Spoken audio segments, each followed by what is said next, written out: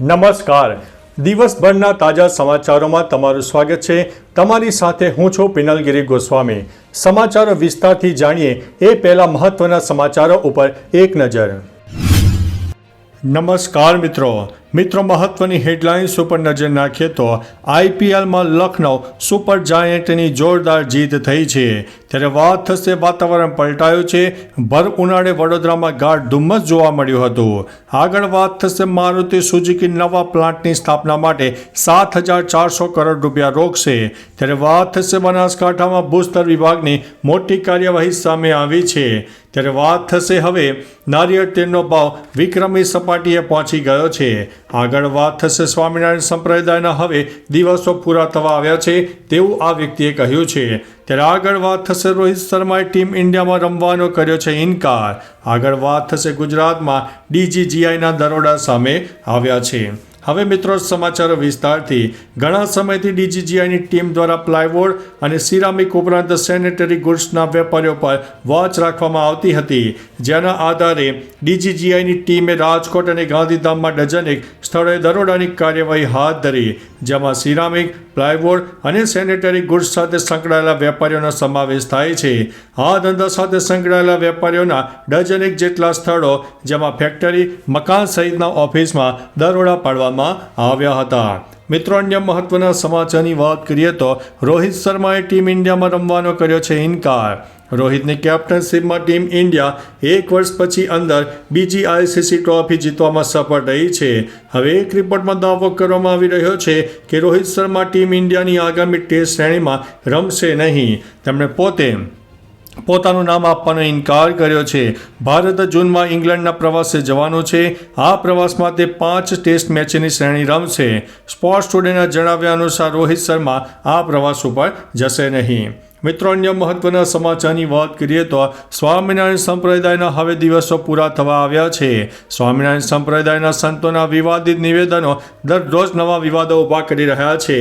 નીલકંઠ ચરણ સ્વામીએ કહ્યું છે કે દ્વારકાધીશે પોતાના નિવાસ માટે મંદિર બનાવવા માટે મહારાજને પ્રાર્થના કરી હતી.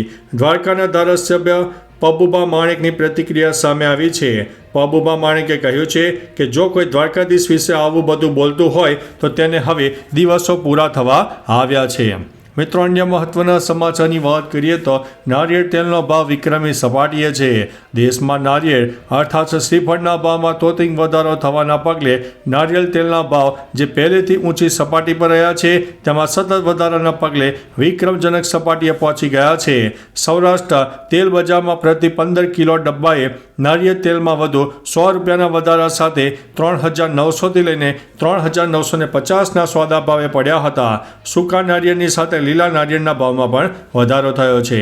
મિત્રો, અન્ય મહત્વના સમાચારની વાત કરીએ તો બનાસકાંઠામાં ભૂસ્તર વિભાગની મોટી કાર્યવાહી.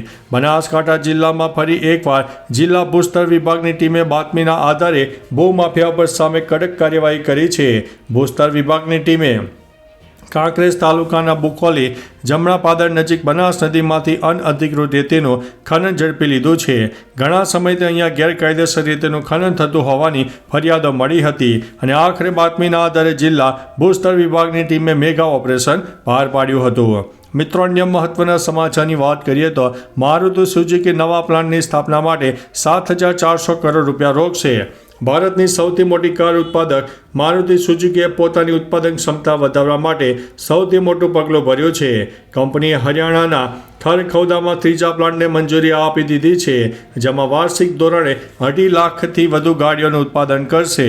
તમને જણાવી દઈએ કે મારુતિ સુઝુકીના નવા પ્લાન્ટ માટે 7,410 કરોડ રૂપિયાના રોકાણને મંજૂરી અપાઈ છે.